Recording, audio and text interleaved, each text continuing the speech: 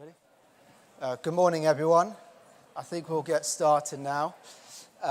Welcome to this session, ESG Integration, How to Assess Investment Managers' Practices. I'm Justin Sloggett from the PRI. I'm only going to be talking briefly. I'm going to introduce the session. I'm going to moderate the Q&A and leave most of the talking to the experts. So I'm very pleased to have these speakers today. They've been good sports to entertain this new idea that I've had for this session. So I'll start to introduce from my immediate left is Jennifer Anderson from the TPT Retirement Solutions. Next to Jennifer is Alex from Ownership Capital, and then David from Martin Currie, and then John William from M&G Investments. So the idea for this session is that at the PRI, we often hear that asset owners cannot easily identify managers with strong ESG beliefs and practices. And also that investment managers do not demonstrate how their investment policies, their integration practices, and their active ownership practices are impacting investment decisions and portfolio. In addition, investment managers do not know what asset owners are looking for, and they don't often know how to present their ESG practices and beliefs to the asset owner. So today we hope to shed some light on how leading asset owners are assessing investment managers on their ESG practices, what a good pitch looks like for a mandate with ESG requirements, and also the attributes of a successful manager. How we're going to achieve that is through a role play.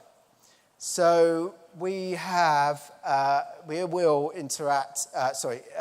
will replicate 3 manager pitches for 3 investment mandates. So Alex is going to pitch for a global equity mandate, Dave is going to pitch for an emerging market mandate, and John William will pitch for a European mandate.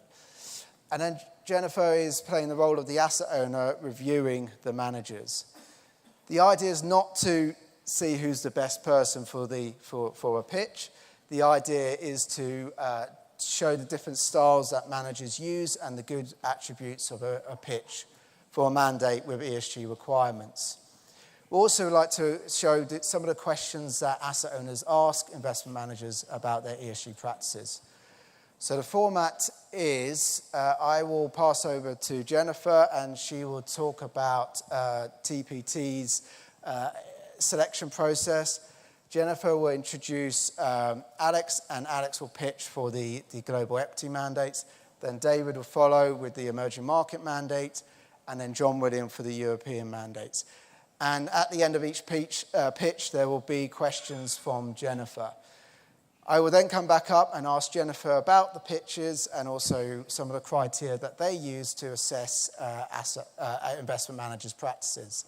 And finally, and hopefully we'll have enough time to have some audience Q&A. And during the audience Q&A, we would like you to ask questions to the managers about their pitches. So without further ado, I'll pass over to Jennifer. And Jennifer, if you could introduce yourself. I think you'll find there. Introduce yourself, TPT Retirement Solutions, and also if you could talk about your selection process. Sure. So thank you, Justin. Thanks for inviting me to be part of this very exciting panel in this kind of slightly unusual role-play format.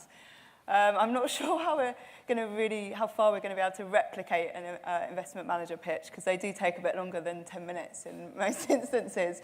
But anyway, we're going to give it a go today. So as Justin said, my name's Jennifer. I work in the investment team at TPT Retirement Solutions.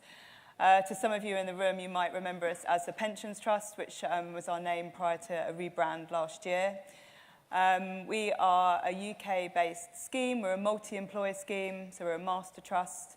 We provide solutions both on DB and DC.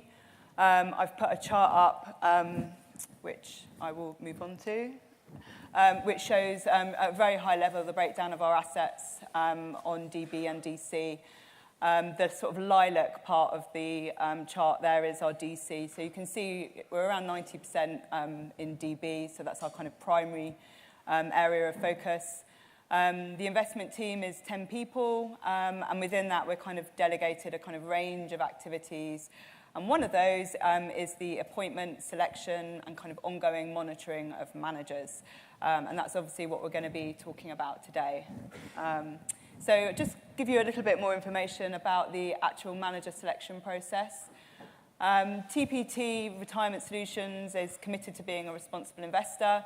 We became a signatory to the PRI in 2010. And since then, we've really been working to embed principles of responsible investment into our investment processes and practices. We are doing that across asset classes and across managers. So at any one time at TPT, we could be working with up to 20 different investment managers. We outsource all of our investment management to third-party managers. And so I was at the kind of asset owners breakfast this morning where Hiro Mizuno was talking about the kind of importance and influence that asset owners have through the investment chain. And how the kind of integration of ESG into their kind of mandates with managers can really kind of help to accelerate the kind of integration of ESG. And so for us, really, as TPT, where we're outsourcing all of our investment to third-party managers, the appointment of a new manager is where we kind of really get the kind of greatest say on who we're going to be working with, who we're going to partnership. We're looking to appoint managers for, the long term. So this is really where we get to kind of assess a whole range of things about a manager that we like, and ESG is part of the requirements that we have when we're selecting managers. I can't actually see the kind of diagram down there, but so the first stage is creating a long list. The way we do that is we have access to a large database of manager research. We use Mercer's manager research database.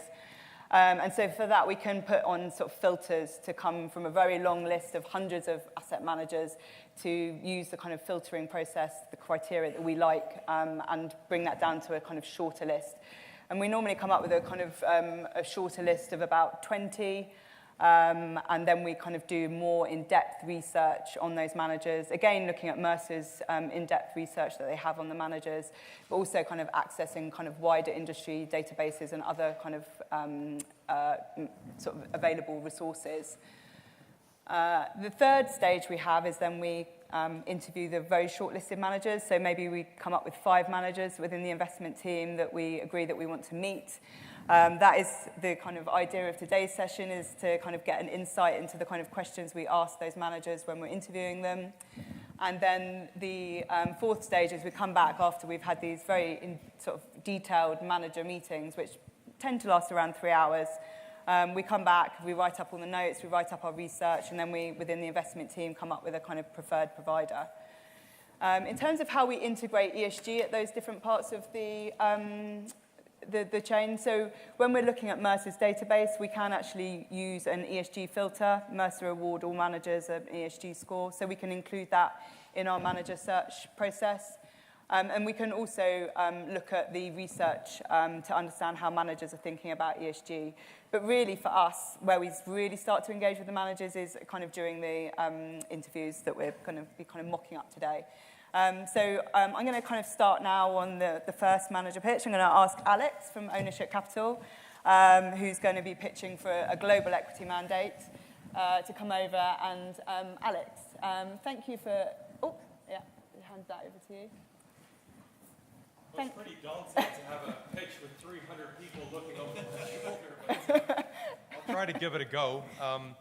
What I wanted to do today is tell you a little bit about who Ownership Capital is, talk a little bit about some of the problems we see with how people have tackled this topic of ESG, some of the challenges, and trying to define a little bit more clearly according to what evaluation parameters you should really look at these sorts of strategies. And then I'll tell you how we think we're doing against those parameters. First off, Ownership Capital is a Dutch fund manager. We actually started in 2008 when my team and I joined PGGM, a Dutch pension fund manager, who was looking to create a strategy that would genuinely achieve the principles for responsible investment, which PGGM had signed 2 years before that. And the realization was that within the sort of indices we were investing in, we couldn't really meaningfully create value through ESG integration. And most of the active managers that were out there, certainly back then, weren't even thinking about these issues yet. So we decided to build it ourselves. And 4 years later, my team and I, as we saw that more and more people are searching for genuinely long-term engaged mandates, we spun out to start Ownership Capital. Now today, we have about close to $2 billion under management, and we only serve pension funds and endowments. So we've always aligned our client base, long-term capital, with long-term goals. And our belief is that shareholders really have an opportunity to create meaningfully better returns through ESG integration and active ownership. This is not a moral appeal, this is a better way of investing. So what is the problem with the way often things are working today? You have this rapidly changing world. We all know climate change is hanging over us, and every day there's more evidence that it continues to relentlessly progress. And yet, as an industry, the response has been stuff that we could have done 30 years ago, divestment moves. Boards get gridlocked talking about these sorts of issues, distracting from the job of actually investing capital. They focus on what not to invest in. We've had lots of reactive engagement. Now, in principle, that's a good thing, but what we really need is more proactive engagements. And then, of course, the fund management industry has unrolled a whole slew of products to sell to people focusing on either best-in-class or thematic strategies. In principle, again, nothing wrong with any of those things. But they are point solutions. They are not structurally better, and therefore they remain outside of the mainstream of how most people invest their money. So what is actually responsible investment?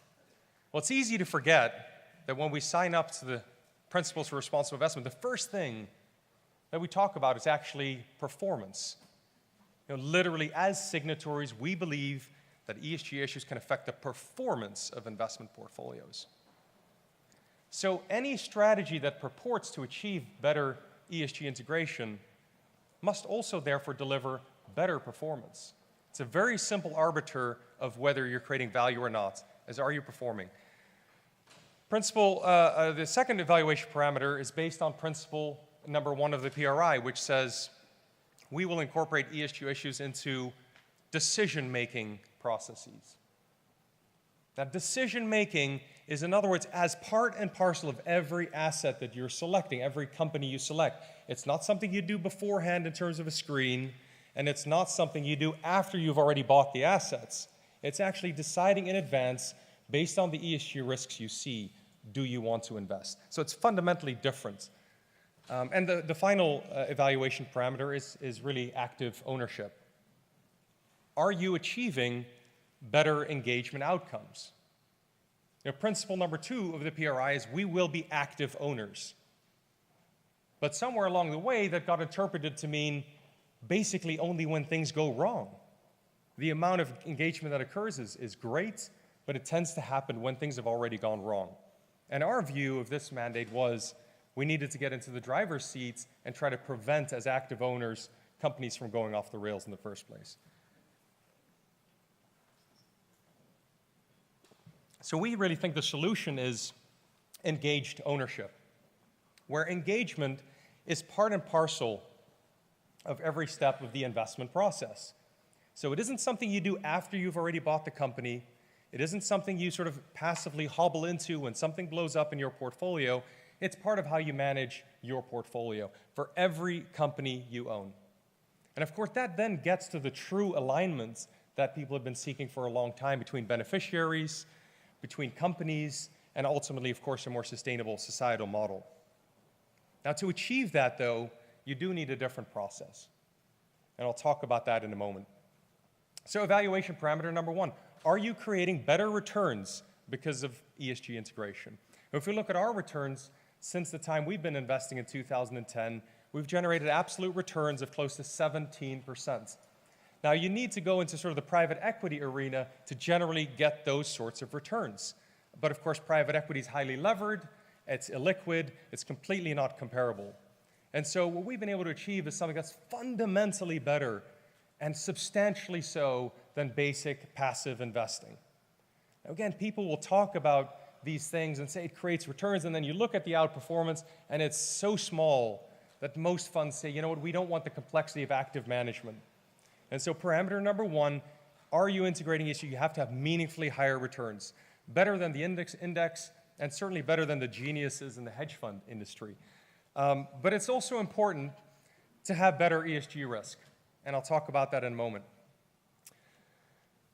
Evaluation parameter number two is, are you as a manager differentiating very much from how other managers are doing things? So if you're doing a selection process, taking an ESG integrated manager or one that doesn't integrate ESG, it has to be a fundamentally different process. I mean, you can't have different outcomes if that isn't the case.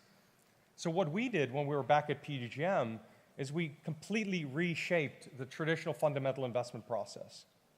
We started by building 10-year financial models. Now, we all know how difficult it is to project a year out, let alone 10 years out, but it meant that portfolio managers were asking themselves, where is this company 10 years from today? And what risks might impact their trajectory? And so it makes you much more aware of ESG risk than when you use short-term financial models, which cannot capture the long-tail nature of these risks. What we also did is we built our own ESG analytical models.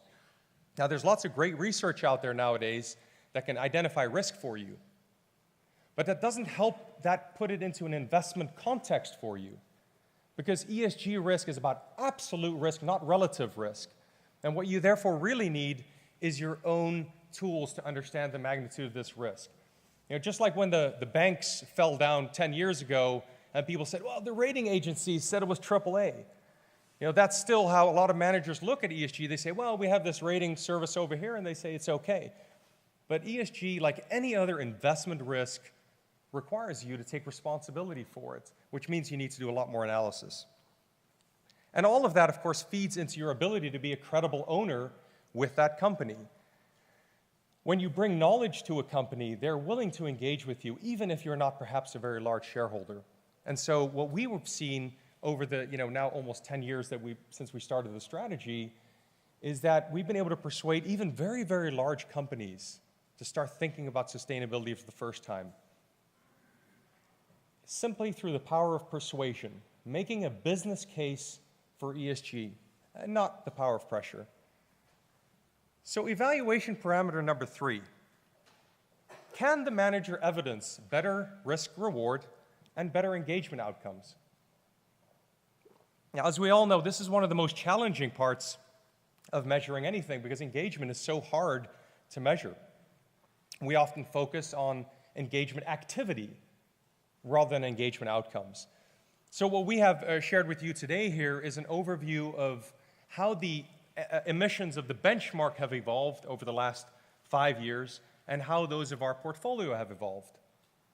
And what you'll see is not only do we have a substantially lower carbon footprint than the benchmark, which is a very good proxy for ESG risk. It's not, of course, comprehensive, but it's a good proxy.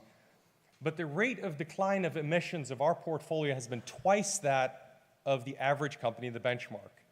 And that's really because it's been part and parcel of the companies we've owned that we've engaged with all of them to get ahead of this risk factor. So, in conclusion, we think that anybody who wants to talk about ESG should be able to demonstrate meaningfully better returns. So we've had 17% absolute performance since we started, with half the ESG risk and meaningfully better engagement outcomes. Jenny, what do you think of that? Well, thank you, Alex. It's really interesting to hear more about your investment philosophy and your process.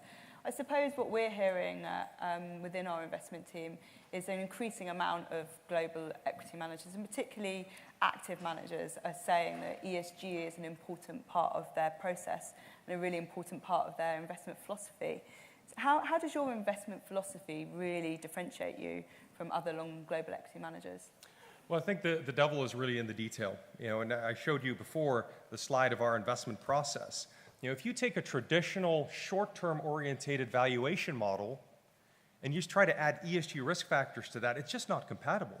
Right? Many of these are long-tail, 3, 5, even 10-year risk factors. And so you can integrate ESG on a 1 or 2 or 3 year time horizon, but you're going to be ignoring a lot of structural changes that may take much longer to play out. And so what I would always say to people is go visit the manager, go see them on site, look at their models, have them show you their models.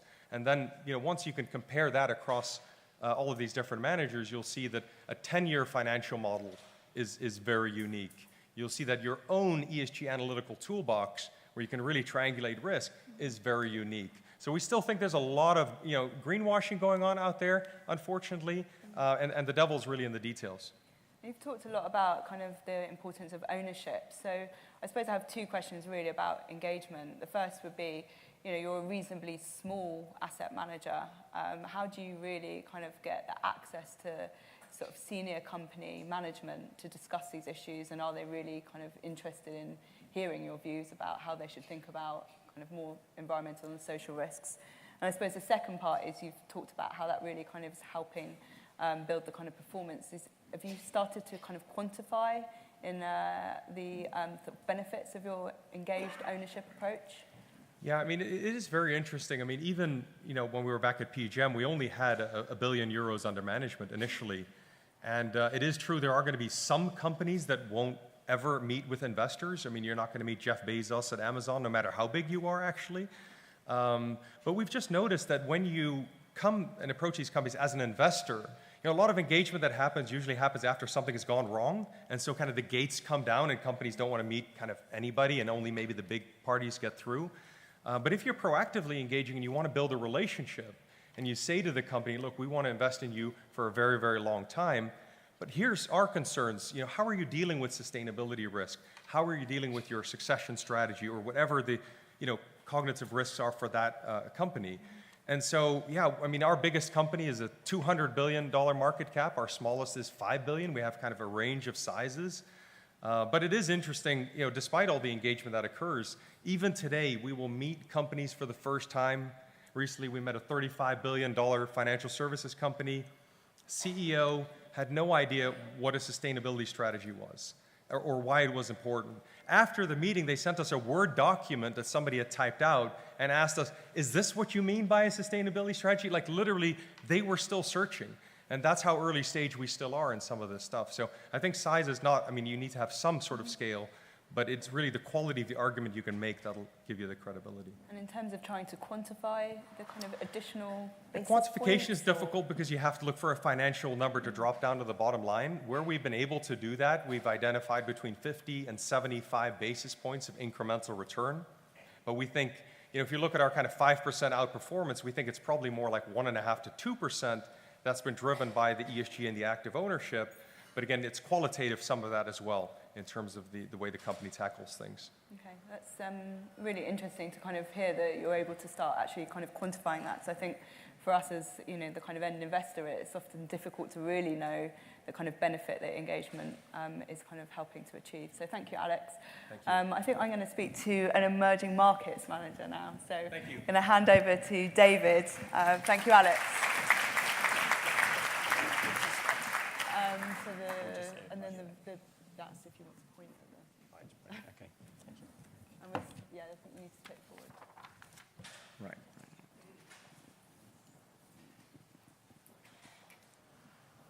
Okay. Well, thanks very much, Jennifer, for the opportunity to present on emerging markets. And, we're just very interested to understand a bit more about your investment philosophy and your process. So just hand over to you. Okay, well, thank you. So, we understand that as asset owners, obviously, you face an increasingly challenging environment in a world of low returns to effectively meet the long-term liabilities of that you have. And equally, we recognise that there is the need to do so in a responsible manner, and effectively so the beneficiaries can inherit the world they want to live in. So today I want to show you how you can access the faster growth in emerging markets in a responsible manner through leveraging the experienced ESG integration at Martin Currie and the emerging markets team. So in making the case, I'll focus on how you can leverage the experience of our award-winning emerging market team at Martin Currie the benefits of our high conviction approach, and how we embed ESG throughout the process. Now, underlying our approach is a strong belief that the market frequently underestimates the ability of companies to generate long-term sustainable returns. ESG risks and opportunities are very important in terms of contributing to that. And we believe that stock-focused portfolios driven by fundamental research are the best way to capture that and deliver sustainable returns for clients. So our investment process is very much driven by those beliefs and is consistently applied regardless of market environment. It's highly transparent, so as I say, ESG is incorporated throughout the process, and it's inherently risk-aware. So there are 4 key aspects to our... sorry, I've missed a slide, there we are. There are 4 key aspects to our process. So idea generation, fundamental analysis, stock selection, and portfolio construction. And what I'll do, I'll run through each of those in turn and then tell you a little bit about how we embed ESG in each part of that process. So our emerging market team has spent many years examining the asset class, looking for the industry leaders in emerging markets. So we've got a fairly good idea of which businesses to focus on when we're doing our research. And in addition, we keep our views fresh through our research visits and also extensive company meetings that we have. Now, each idea that we come up with is pitched to the team, and what we're doing there is looking to ensure that we leverage the experience of the team and collaborate in focusing our resources on those ideas that are of greatest relevance to your portfolio. Looking at fundamental analysis, this is really the core of what we do. So we want to fully understand the factors that have historically driven cash flows, capital allocation, and also how those are expected to evolve over time. And judgment and qualitative research are going to play a key role in this aspect. The key distinguishing feature of our approach is how we embed ESG into what we do. So ESG is very much at the core of our approach.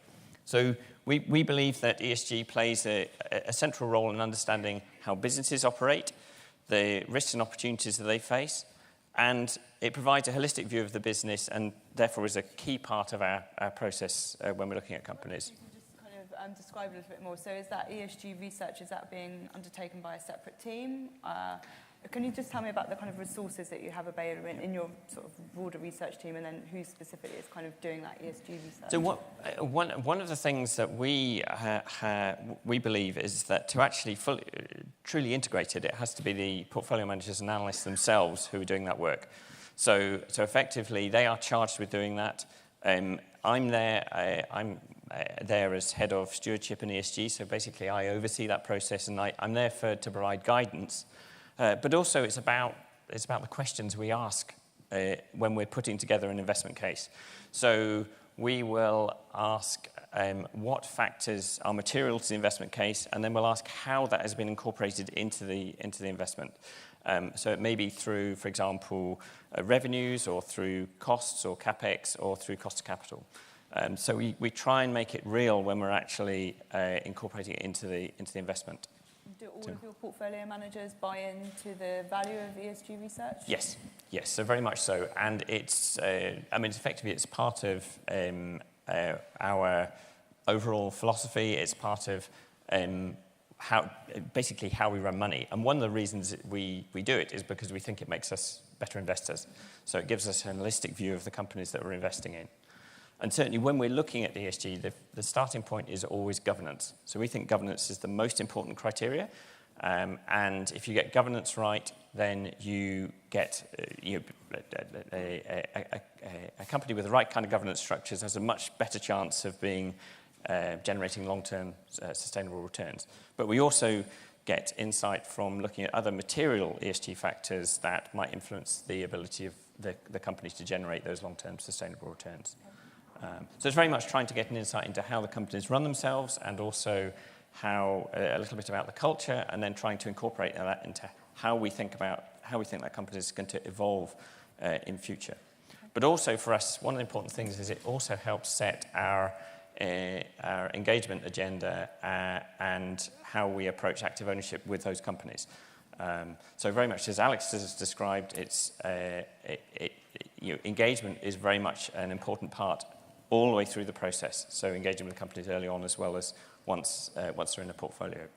So what I've highlighted, basically we put together an investment thesis, and in that investment thesis we highlight what we think the risks and opportunities are. We talk about the ESG factors that we think might influence the company over the long term, and that's put together in a written thesis, which is then presented effectively as a stock discussion.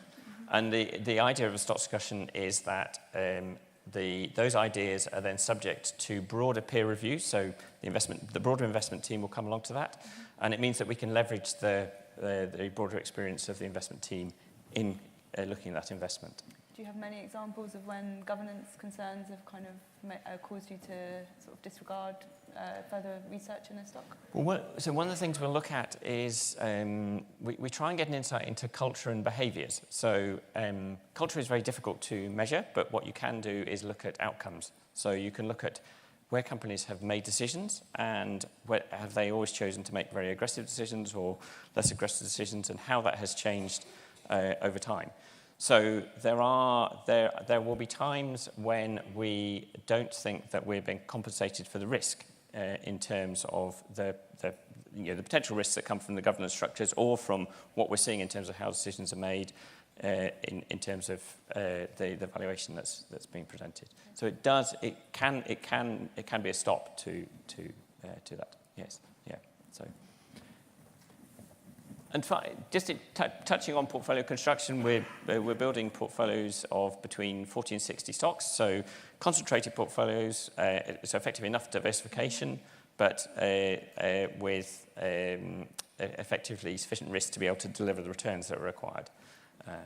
What kind of biases do your portfolios have in terms of style? I think we often kind of see with ESG integration, it's kind of easier to kind of understand how it relates to kind of some of the growth and kind of quality stocks, but maybe it's more challenging with sort of value companies. Have you got a particular kind of style to your portfolio? So we don't start off with a view to have a style, but one of the ways you can think about if companies are if companies are incorporating ESG, so they themselves are thinking about what the risks, the opportunities are, how they're managing those, how they're mitigating those, then you potentially end up. That's one way of thinking about that is as quality. So if anything, there's probably a slight bias towards quality. But I agree on the value side of things that can be a challenge. But when we're looking at risk, we're very much thinking of it holistically. So we're thinking about portfolio risk, but also business risk. So how might a business be impacted? And maybe just touching on an example, because it maybe gives you a little bit of a sense of kind of how we approached it and how we've engaged with the company. Really helpful, So Credit Corp is a company that we first looked at back in 2010. It's Peru's leading banking and financial services group. They have a between 30 and 40% market share in the wholesale and commercial banking. The market itself is very concentrated, so you effectively have a very concentrated market, but also a very undeveloped market. So credit penetration is very low. But also Credit Corp was a company that had a very strong capital returns, had a very strong record of capital allocation, but also, unusually for a bank, it effectively funded itself for 20 years. So it was something we felt was very attractive as a potential idea. So as part of our analysis, we then looked a bit more in detail at the kind of any governance issues or environmental and social issues, etc. So we met with the management team, very strong management team, as I say, great record on capital allocation, but we also identified some issues with disclosure and also just in terms of risk management. Mm-hmm.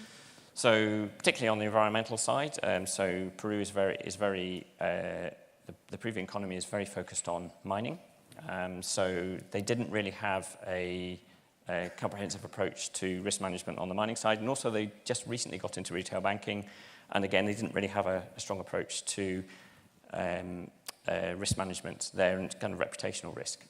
So we thought it was a very interesting idea, but also there was an opportunity to actually engage to try and nudge the company in the right direction. So we actually spent some time with the management. We worked with them to talk about the risks and opportunities, what the benefits might be from effectively addressing some of these issues. Particularly on the environmental and social side. We put them in touch with a bank in a different country, which we had very strong relationships with, which we felt had very strong practices in these areas. And the result of that, they effectively did a sustainability review. They signed up to the Equator Principles back in 2014, and then they put together a stakeholder rights charter in 2014. And on the back of that, the company has been very responsive, and so we continue to build our position in that, and it remains a top 10 position after 10 years. Is that a requirement or is that a requirement of your investment process to always meet with company management before you invest with them? It's not a requirement, but generally we do. And in many cases, because of the long tenure of the emerging markets team, actually they have very strong relationships with many of the companies already.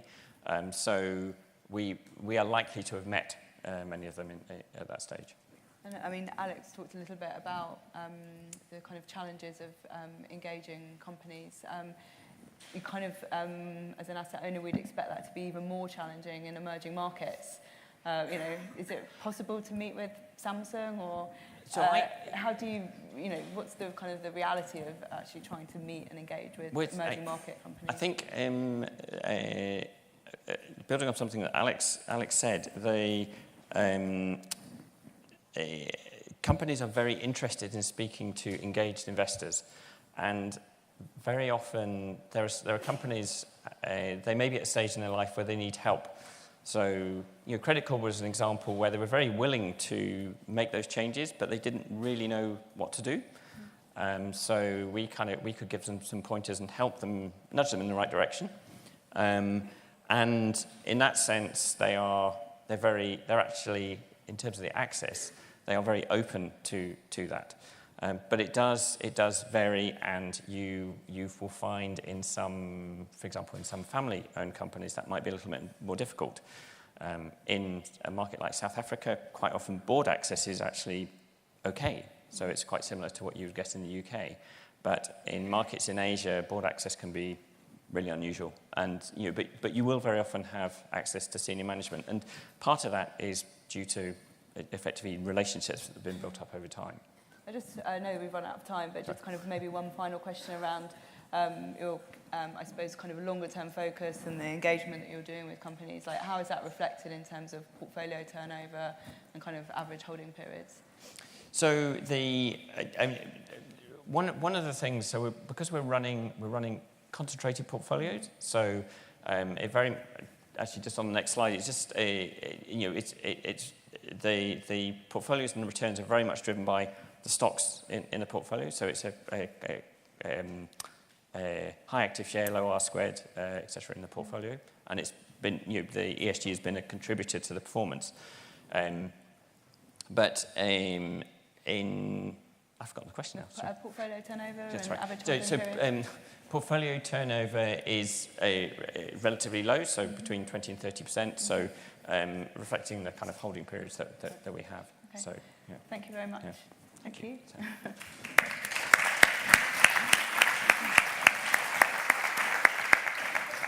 Have you left the clicker there, David? Yeah, great. Okay. And lastly, I'm going to move on to European equities. So very nice to meet you, John William. Be really great if we can start off by just understanding a little bit about your investment philosophy and process, and just we can kind of move the discussion on from there as we go through. Thank you. I know I only have 10 minutes, so I'm going to spend my time wisely and take you back 1,000 years to tell you a story about an elephant. And the first time this story about the elephant and the 6 blind men was told was about 1,000 years ago It was used to talk about moral dilemmas and religious dilemmas. This is slightly more serious.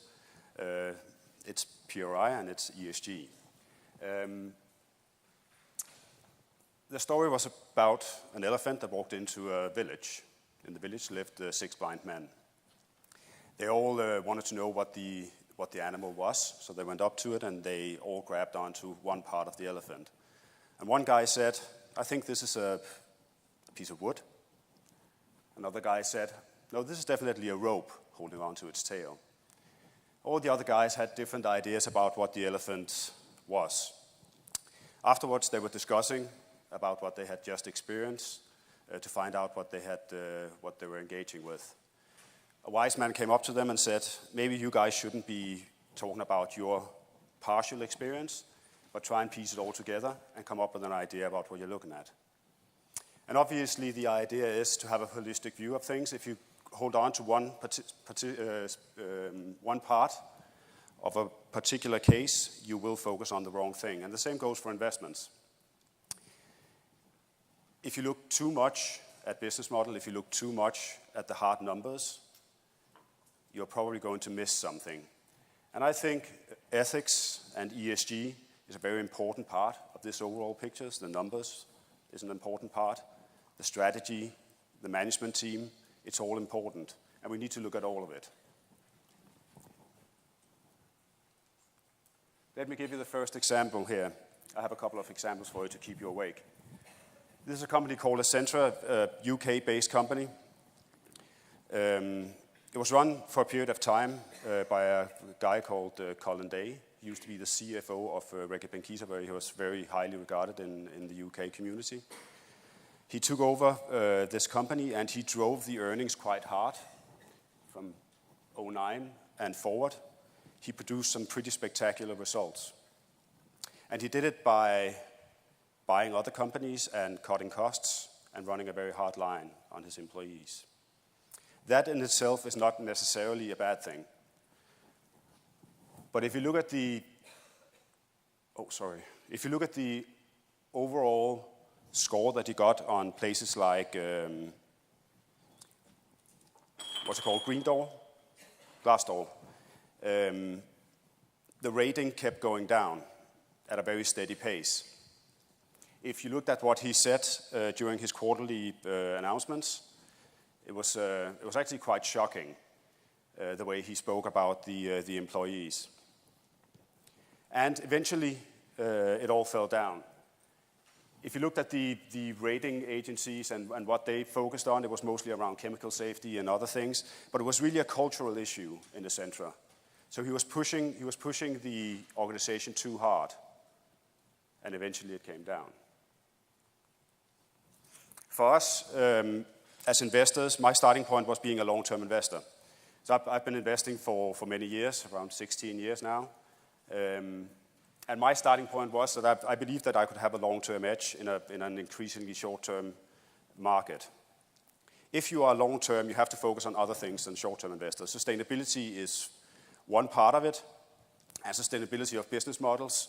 But the quality aspect in general, when you look at companies, becomes a lot more important. So part of being a long-term investor is also doing due diligence. So if you start out wanting to hold a company for the next 10 years, or maybe even longer than that, you have to do your homework. Because it's not just about where the stock price is going over the next year or even over the next 2 years. You need to buy into the culture and into the business model. So we spend quite a lot of time doing our deep dives into companies. My average holding period as an investor has been just over 6 years. And I think that's important to know. It's not just about how far out you look at a company when you try to analyze it. It's also about how long you actually hold on to it. Because if you want to hold on to a company for a very long time, you take this very seriously. We have a limited number of stocks that we look at. In Europe, it's around 100 companies. That is our universe. So we can spend quite a long time analyzing those companies before we eventually decide to invest. In 99% of the cases, we look at the company, we do our homework, and we put it back on the shelf, so we don't invest immediately. Part of that deep dive, as we call it, or due diligence if you want, is doing the work on sustainability and on ESG. And we do it ourselves. We do have a centralized team of researchers. We also have my guys down here that manage the overall ESG view and the work on ESG. But on the specific company, we want to do it ourselves.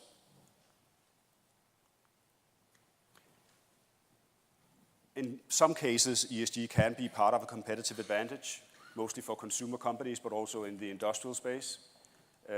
We work on determining the sustainability of the business model overall, but also very specific ESG factors. We map out all the moving parts. In some cases, sustainability can be a tailwind for a company. In some cases, it can be a headwind. And finally, we make a scenario-based analysis. So instead of anchoring on a specific outcome for a case, we try to model different scenarios 10 years out into the future, and we take into account everything that we learned from our work on the company. So my second example is Unilever. In some cases, people that deal with sustainability and ESG would say this is obvious. In some cases, they would say it's very less than obvious. So they have their fans and they have their haters. I think Unilever, and especially Pullman, the current CEO, is trying to drive a big corporate organization in a sustainable direction. So he's trying to make sustainability mainstream, and that's not an easy task. Unilever is these guys sort of pioneered fish fingers and frozen peas. So they've been around for a long time, a time where nobody really focused on sustainability. But they are definitely taking the business in the right direction. And the great thing is about Unilever is that it's run from the top. So the CEO is driving this. And he's very much the driver of culture in Unilever. This slightly weird example that I bought is from Ben & Jerry's. It's one of their ads. It's trying to underline that it's out of a hipster culture. They were founded up in Vermont. And Unilever is increasingly moving in the direction of buying. They bought Puka Tea, and they have other companies in their portfolio now, like Dollar Shave Club, that sort of appeals to a younger audience, and that it has more focus on sustainability. William, maybe an opportunity there just to ask a quick question. But lots of kind of big multinational companies now have very sophisticated kind of corporate social responsibility kind of programs. How do you ensure that companies like Unilever aren't kind of just greenwashing you? Yeah, I think there's definitely a lot of greenwashing going on, and it's actually not that hard to produce a sustainability report. And the same obviously goes for the fund management industry. So I think you need to get under the skin of management teams, speak to them about culture, and get an idea about where they want to take the business. You can look at the actions, but definitely just sitting down talking to them. So I've had several opportunities to talk to Pullman about it, and it's just so important to him, and he really drives that culture. Do you meet the underlying management, or sorry, the kind of management below that as well, to kind of double check that what's the kind of message down from the top is kind of being reflected at kind of different levels within the organisation? We try to meet as many levels of management that we can. I have to say, to address a lot of the ESG issues, we probably spend most time speaking to the top management teams, because when you get a bit lower down, it becomes very operational. So in the case of Unilever, it's mostly been on the top management team. In other cases, where it makes sense, we can take it a bit further down. And would you kind of have internal metrics that you're looking for a company to achieve? You know, obviously both financial, but also from an ESG perspective. I truly believe that focusing, that standardizing too much can be tricky in ESG. I think it's a very subjective thing. If you try to quantify too much or to make it too objective, you actually lose out on a lot. And I think that's where we can add something on top of what MSCI does or Sustainalytics does and other people. Because we do have a very close interaction with the management teams, and I think we have having done this for many years, I think we have a good grip on how culture develops in companies. I think maybe later you're going to kind of show us one of the MSCI snapshots and talk a bit about how you use that, but maybe you kind of want to go on to the next slide. All right. That's it. So we have this out here is the MSCI snapshot, and as you can see, we score above average, which is nice. And most of the companies that we hold is in the better part of the range. We don't have any CCC rated companies on the fund. But that said, MSCI is our main source of ESG research. And I would say that their research is actually quite helpful in the way that it highlights things that we might not have picked up on when we speak to the companies. In terms of the ratings, it's not always great because they tend to have a very different way of looking at things than we do. It's very quantified, and but we use it as a guide. And I would say in most cases, because we do focus on quality companies, and we focus on companies that have been around for a long time. The average age of the companies on the fund is more than 100 years. The companies also have culture.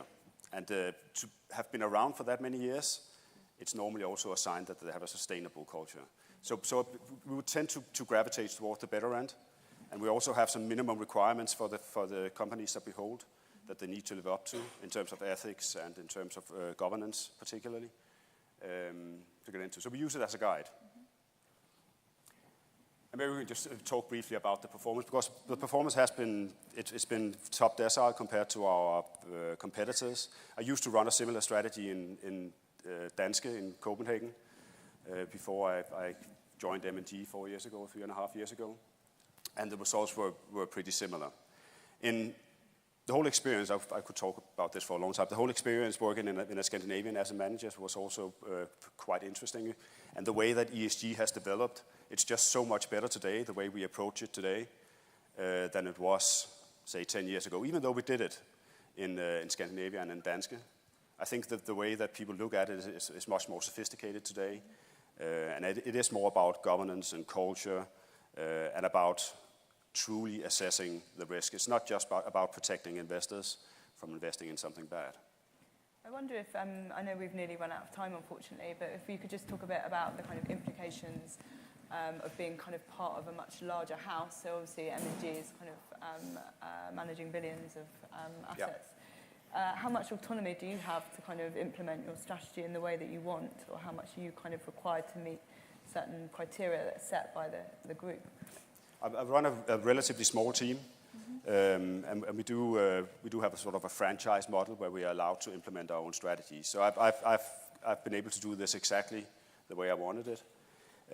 The main strength of being part of a large asset manager like M&G is that you have several different assets across the board, and they're all working to implement this in some way. So we have that participation across the board. We also have a team that only spends their time developing the overall practices of ESG and of sustainability in M&G. Do you feel that team is within your organization? I think, in my case at least, it's very integrated. They're very close to me, and we engage with them several times a week. So they also participate in meetings and help us judge and stay objective on what we look at. I suppose just one further question, and maybe kind of relating back to this kind of risk profile that the MSCI ratings. Obviously we would spend quite a lot of time during the manager kind of interview or due diligence process understanding risk and kind of the different functions that you have that are measuring risk. Is this kind of MSCI ESG snapshot of your portfolio kind of considered by the risk teams, or is that something that's kind of... No, it's pretty much managed by myself. Yeah, okay. So we do get the numbers out of our overall ESG team. But whether or not I ask for the underlying numbers to be able to assess why we get the scores that we get. But it's always a fine balance, because I have to watch out that this is not going to stand in the way of me making the right decisions. So if I'm trying to tweak this too much into giving us the right numbers, I could end up coming up with the wrong decisions, because MSCI is not always right in their ratings. So we need to be able to take a step back as well and say, are we really doing the right thing here? So I think when you assess a fund manager, it's like us assessing a company. It's trying to assess whether or not they're trying to do the right thing, whether or not they've put in place the right structure to handle a sustainability view, and then whether or not you trust them. I agree, actually. I think because I suppose it's part of understanding what we would require from asset managers in terms of reporting. This is kind of quite a simple way for asset managers to be able to report back of the companies that are held in their portfolios, at least from an equity perspective. But whether if you kind of share that with an investment committee, it kind of just raises more alarm signals than anything else. I think it's something that we need to kind of be a little bit cautious about. If I wasn't above average, I probably wouldn't have shown you. Anyway, it's been a very interesting discussion, John, William. So thank you. If you sit down, I think we're going to hand over to Justin again now.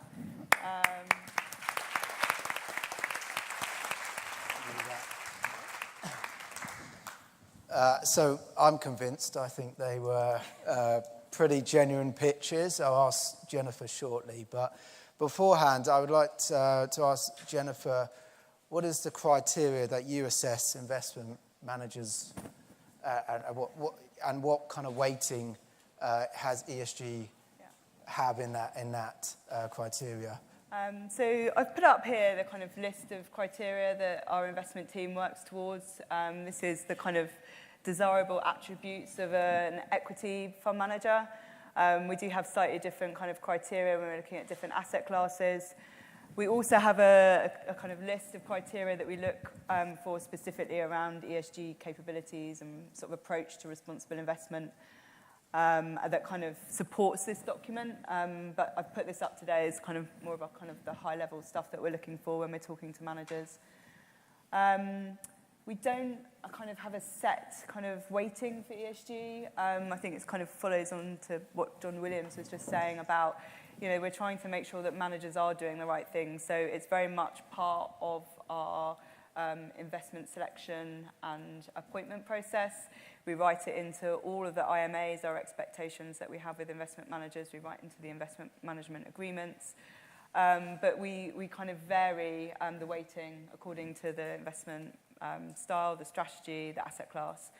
But we do take the kind of assessments that we're making of managers and we populate. We've got in a kind of responsible investment manager rating system that we've developed in-house.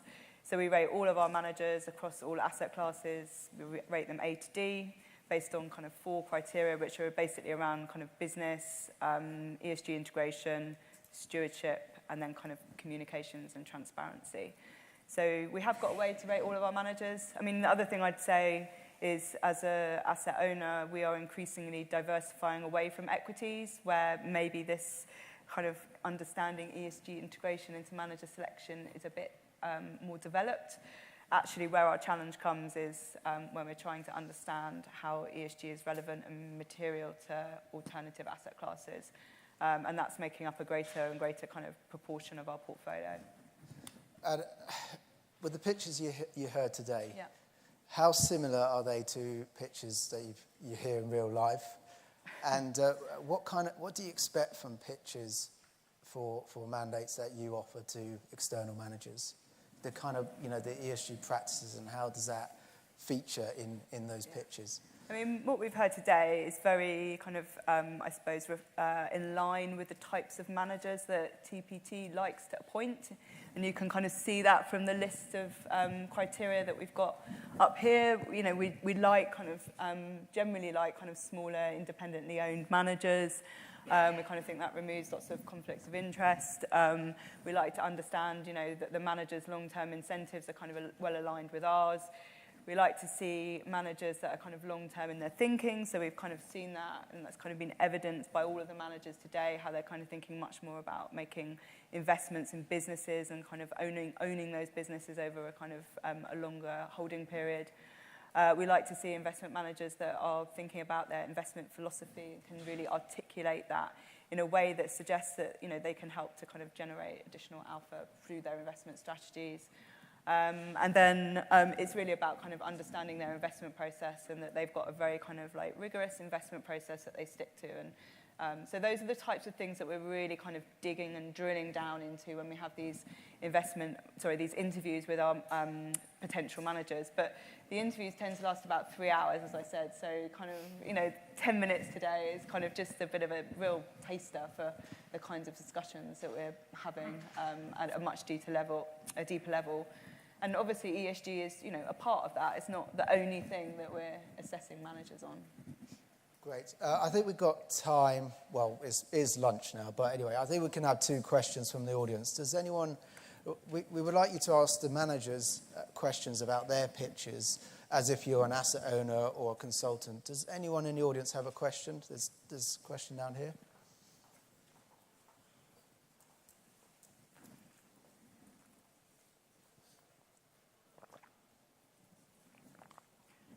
Thank you very much. Johan van der Lugt from NN Investment Partners, representing both an asset owner as well as an asset manager, so perfect position here. Can you perhaps candidly talk about one of the calls that didn't go well and what the takeaways are, both in terms of the process, the investment process, as well as where maybe it might have been the macro that worked against you or your call on the ESG or responsible investment journey of the company?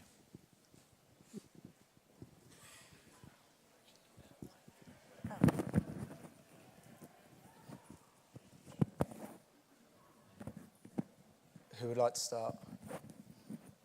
Do you know the mic? Anyone going to step up on this one, or?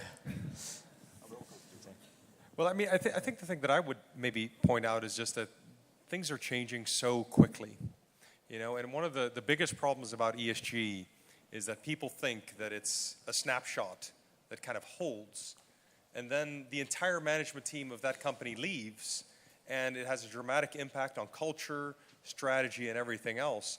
And so we've certainly had situations where, having done all of our upfront due diligence on the quality of a company or its management team, a key person leaves, or indeed technology changes.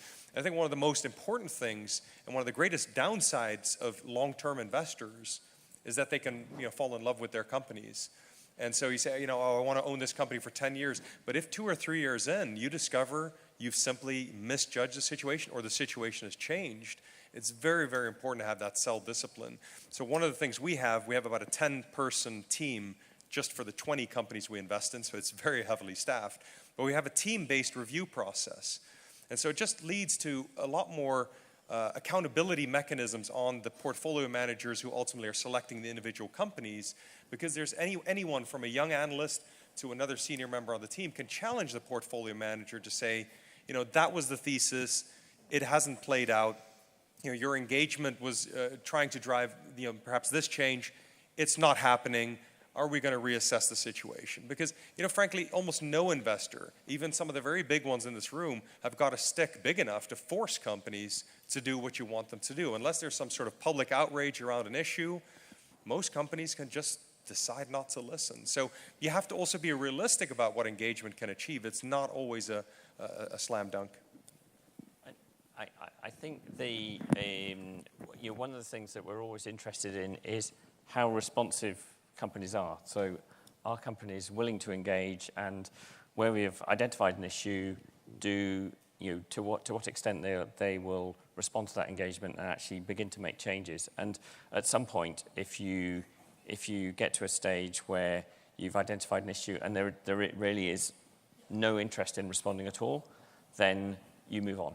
So it's very much a kind of case-by-case basis, but it's really about that willingness to engage and kind of move forward. So. Yes, no, absolutely. So, and then you might go back and say, well, actually, this new management is actually very keen to address that issue, and it potentially becomes interesting again, because actually, the reason you were interested in the company in the first place was because it had a strong franchise, and you identified a clear opportunity, but there was something that was in the way to as a barrier to that. So. Actually, the company that I spoke about could be a good example of that, Centra, because they have had changes of management teams, and the culture there is definitely changing, just like it changed when you had the former management. So if you have a very strong focus on governance, you do have a risk on betting on the wrong management team. But we don't necessarily have to hold on to the companies for 10 years. So the starting point is that I want to hold on to them for more than 10 years if everything continues to be the way that we want it to be. But obviously, it's good to have the procedures in place to have people come to you and tell you when they believe that you are wrong. And that should be an important part of assessing any structure around making decisions, not just on governance, but on everything, because we are generally wrong sometimes. Okay, I think that man there was next. Yes, Martin McComish from Commonwealth Super. Just interested to learn how you go about attributing the excess return in your strategies. I think some of the commentary earlier talked about sort of intuitive qualitative judgment on how the ESG integrational factors have contributed to that excess return. But given that it is all about performance, as was mentioned at the start, you know, how do you measure that excess return from these factors and attribute what you do to the result? Yeah, I think when you've been invested for a couple of years, you do start to actually see some of the cost savings that come out of sustainability strategies. Now, that will be more meaningful, of course, for some companies than others. If we look at some of the manufacturing companies we've invested in, where they can literally see kind of 30% reductions in their energy usage by putting in place a different factory design and, you know, a more energy conscious approach, that flows through to your cash flows. You put a multiple on that, and actually you can get some idea. It's definitely not scientifically precise, but some idea directionally of how much value has been contributed. And so, but it's an imprecise science. But just because you can't always measure it doesn't mean it's not very important. You know, and I think ESG, in that sense, is quite similar to management quality. Everybody sort of talks about it, but you try to find a hard number to say, well, that person's a 3 and that person's a 2, and you would struggle to do so, and yet you talk to any long-term investor, they'll tell you that management quality is really, really important. I don't think ESG is quite graduated to that level yet in terms of, you know, how seriously people take it, but I think, you know, it fits within that framework as well. But I do think there are, therefore, you know, cash flow metrics you can and should be looking at to see how a company is evolving over the number of years. Yeah, I think in terms of direct attribution, I think it's very difficult to directly attribute what you do. But you know, certainly the academic studies are very supportive in terms of where companies have incorporated sustainability, where they have thought about these. Then that tends to generate outperformance over time. But you know, I think it's again, in specific examples, you will be able to identify something that has made a positive contribution to that company in terms of the cash flows or the discount rate, and then that will be, you know, that has clearly made a contribution to the overall performance. But actually, the direct attribution is really quite difficult specifically. So. Yeah, I completely agree. So we hold 30 stocks on the fund, and a lot of what we do is about deselecting things. Like I said, we only really look at 100 European companies overall, so we've already taken out like 90% of the entire universe or the entire market. So it's hard to measure a company that we decided not to buy. How should we incorporate that into our performance measurement? It's also hard to disentangle. When you look at sustainability and governance in general, sustainability of business models and governance, it's hard to say how much of it is directly linked to traditional ESG things and how much is just about having a good model. So I think there is proof that focusing on sustainability and good governance over time is a good idea, and it's almost self-evident that it should be. But we haven't found a good way of quantifying it yet. Thank you. So I think it's time for lunch. I'd like to thank the panelists for entertaining this idea of a panel prep and doing an excellent job. So thank you very much.